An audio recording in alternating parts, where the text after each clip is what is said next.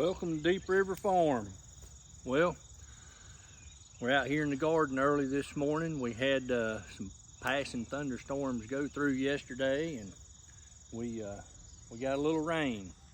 We've got most of the beds ready that we're going to pull up. We got rid of our cucumbers. We got rid of our tomatoes, and we got rid of some of our strike beans down on the end. And so we've got the beds ready to do the planting of beets and some cabbage and some carrots for the fall.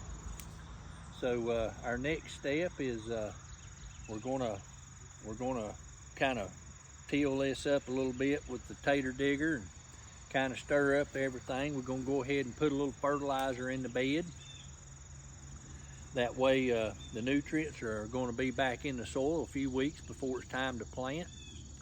We're going to be planting our root crops in the waning phase of the moon, and we'll be planting our above ground stuff, the cabbage, in the waxing phase. So I think the waxing phase begins in the 7th and 8th of September. So the cabbage will go in at that point, and then the root crops will go in toward the end of the month. I'm not sure of the date, I just know it's a few weeks after that. But we'll be planting in the sign of Cancer for our above ground crops, and that's something that we always will do, because that's what the Almanac says. If you've not seen how to plant by the Almanac and are not familiar with that, I put a video out. It's got the cover of the Almanac in the thumbnail, and you can watch that video, and it explains how the moon phases, the tides, and the signs correlate together to give you the best and maximized effort for your efforts to plant by. So you need to use the Almanac to plant by. Our video today is a question a lot of people ask themselves, and that's, why are you wanting to grow a garden? So think about that for a second. Why do you want to grow a garden? Well, the first thing is the food. Gnats are pretty bad out here this morning. You have to kind of bear with me. I may have to swat at one every once in a while. The number one thing is the food is more nutritious for you and your family. Let's think about this. You've not had all this stuff sprayed on it. You're not using genetically modified seeds and things to rapidly grow the stuff. You know, when you go into grocery stores, you have no idea what you're actually picking up. You don't know what that produce has been through. You don't know what's been sprayed on the soil. All kinds of herbicides, pesticides, just numerous amounts of things to get you that perfect looking tomato, that perfect looking onion, those perfect looking strawberries, and so forth. So that's something you got to think about. Your food's going to be more nutritious because it was grown the correct way, using organic fertilizer, using soil that's not been sprayed with all kinds of forever chemicals and pesticides and Roundup and all this other stuff. So you actually have no idea what you're consuming when you pick up that fresh produce in the store, or anything you buy in a can. You know, those canned beans and peas have gone through the same thing that we're talking about here with all this commercialization of the farms, and the way they're trying to demonize now the small farmers and the small gardeners, claiming that all of this impacts of the I guess you might want to, you got to be careful how you word stuff, of the environment, because they claim that you have all this pollution going on that really doesn't take place. You know, a small farmer, small gardener their ambition is to grow to feed their families. You know, most of the farms are not producing enough income to make a profit, so that's why they're small time. They're working full-time jobs, and they're raising some cattle, and you know, they might make a little bit of money off of it, just enough to cover the feed and things, but they're not making no killing by no means. So you got to think about the more nutritious food that you're eating. You're not eating all this junk that's sprayed on it and all that kind of stuff. You're also not being dependent on the stores. You know, you don't have to run to the grocery store to get beans and beets and corn and okra and green beans and tomatoes and squash and all this other stuff. You know, you've got that growing right there in the yard, the backyard, maybe in the back field. You know, maybe you're in an apartment, you're growing it in containers. And there's nothing wrong with however you're growing it, as long as you're growing stuff that will be beneficial to you and your family.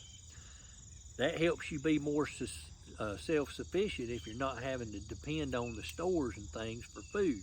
I realize you got to go to the store to get some stuff, but you know, the more you can grow, the more you can save. And that's another thing is saving money. And we all know, as bad as the inflation is right now, how expensive it is just to go to the store. And most people doesn't realize that a little pack of seeds, even though they've gone up and gone out the roof in price, you know, a pack of 30 tomato seeds is about $6.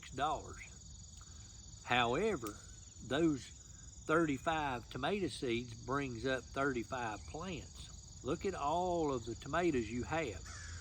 You have enough tomatoes there that you can can it for to making tomato paste and tomato sauce for pizzas or tomato soup. You can can it and dice it and put it in for homemade vegetable soup and stuff in the wintertime, where you can add your okra, your green beans, pieces of squash, you know, a good nutritious meal that's in a soup that you've grown in your garden, that you haven't applied pesticides, herbicides, Roundup, and all this other garbage to. You know, that's a big thing. You saved a lot of money.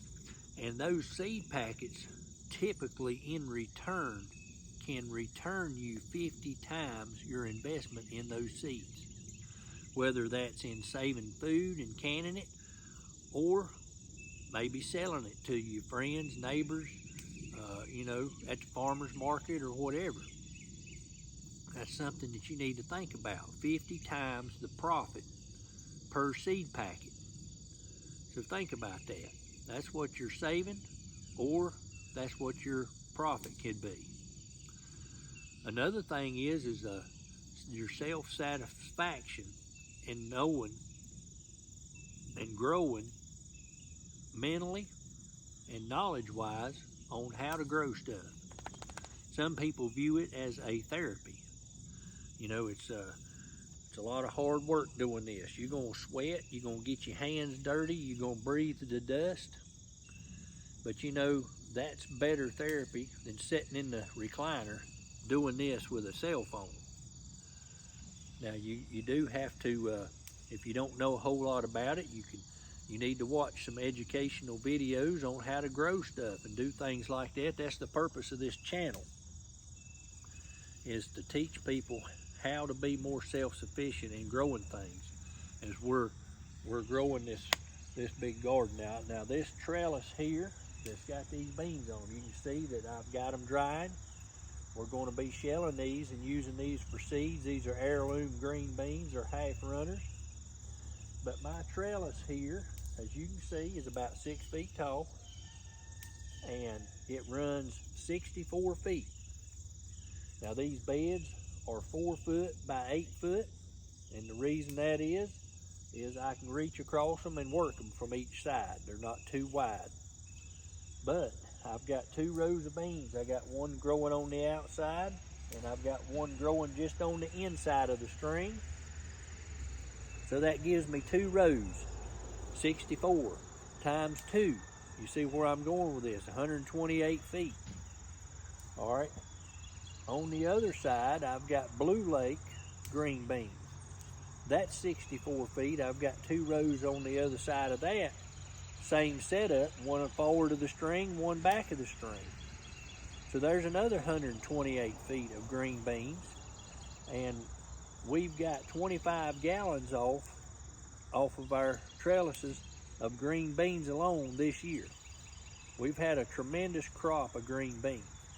So when you can all of that, 25 gallons, look how many quarts of green beans you're going to have over the winter to eat. Now that we've ate off of this all summer, and we've canned this all summer. So it's been a really good year for our green beans. Now we did, and that's including going through that 8.5 week drought, if you've watched any of our videos. But I hope this has kind of been a little educational for you to answer the question of why you want to grow a garden. And we're going to be producing a lot of videos here in the near future. We lost 489. They just disappeared off of our channel. We've reached out to YouTube and have had absolutely no response from them. So we're going to have to go back and remake a lot of our videos.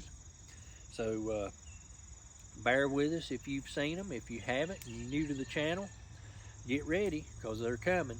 There's a lot of them. And we've still got all the notes and everything to them, so we're going to be doing a lot of producing of the videos. But I encourage you to go back and look at the one about the Almanac, how to plant by the Almanac. And I also have a video called King Tides. You might want to look at that one. That shows the high tides at the full moon that's discussed in the Almanac. So those 2 videos kind of go hand in hand about how to use the Almanac to plant, and then seeing how the king tide and the full moon are working together. I appreciate you joining us this morning on Deep River Farm as we answered the question of why do you want to grow a garden. Hope y'all have a blessed day.